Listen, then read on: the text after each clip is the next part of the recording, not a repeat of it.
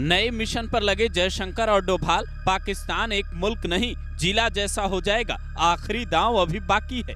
जंग हुई तो सिर्फ इतने घंटे भारत के सामने टिक पाएगा पाकिस्तान, चीन और तुर्की मिलकर भी नहीं दे पाएंगे साथ। इधर लाहौर में घुसा भारतीय ड्रोन, उधर तबाही देख पाकिस्तानी वित्त मंत्री ने बुलाई इमरजेंसी मीटिंग, कहां से आएगा पैसा।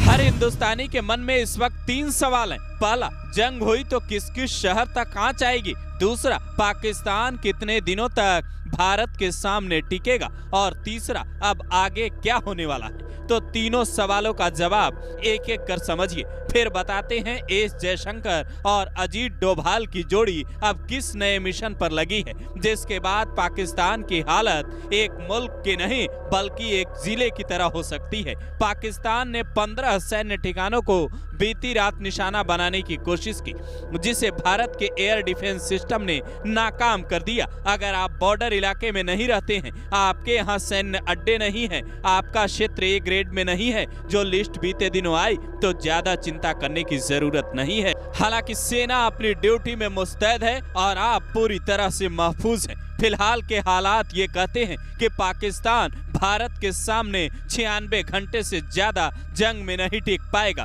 क्योंकि उसके पास इससे ज्यादा का गोला बारूद नहीं बचा। वहां के वित्त मंत्री औरंगजेब ने इमरजेंसी बैठक बुलाई है। देश के बड़े बड़े आर्थिक सलाहकारों और सेंट्रल बैंक के ऑफिसर से ये पूछा जा रहा है कि हालात तो बिगड़ चुके हैं, पैसा कहां से आएगा। IMF कर्ज की अगली किस्त देगा या नहीं, ये भी तय नहीं है। पाकिस्तान के पूर्व राजनयिक मलिक कासिम के हवाले से न्यूज 18 लिखता है, FATF की बैठक में भारत के पास अब ठोस सबूत हैं कि पाकिस्तान आतंकी संगठनों को पनाह दे रहा है। अगर हम ब्लैकलिस्ट में चले गए तो IMF और विश्व बैंक से कर्जा मिलना लगभग असंभव हो जाएगा। इससे पूरी इकोनॉमी डूब जाएगी। यही वजह है कि पाकिस्तान जोश में कह तो रहा है कि कार्रवाई करेंगे, लेकिन बाद में अपना खाली खजाना देखकर शांत होना पड़ता है। पर कहते हैं जिसकी आदत और नीयत दोनों खराब हो वो कभी सुधरता नहीं, और पाकिस्तान के साथ भी यही है। वो इतनी खस्ता हाल में भी सिर्फ भौकाल के लिए करोड़ों रुपए खर्च कर रहा है, वो भी कर्जे के। तैयारी में उसने 50 करोड़ रुपए खर्च कर डाले थे, लेकिन नतीजा ये निकला कि भारतीय वायुसेना की मिसाइल उसके शहरों में गई, उसके घर में बने दुश्मनों के ठिकानों को तबाह कर दिया, और जो बचा खुचा एयर डिफेंस सिस्टम लाहौर का था उसे भी भारत ने मिट्टी में मिला दिया, वो भी लाहौर जैसे शहर में अपना ड्रोन भेजकर। यानी पाकिस्तान का डिफेंस सिस्टम लगता है कूड़ा हो गया है।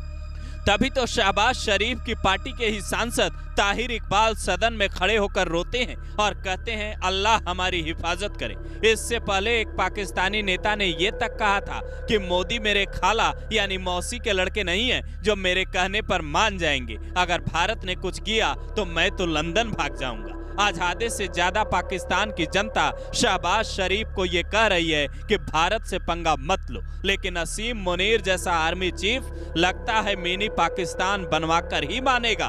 भारतीय विदेश मंत्री एस जयशंकर और राष्ट्रीय सुरक्षा सलाहकार अजीत डोभाल ने ये प्लानिंग शुरू कर दी है कि कैसे इस बार पाकिस्तान नहीं माना तो उसे दुनिया से अलग थलग कर देना है।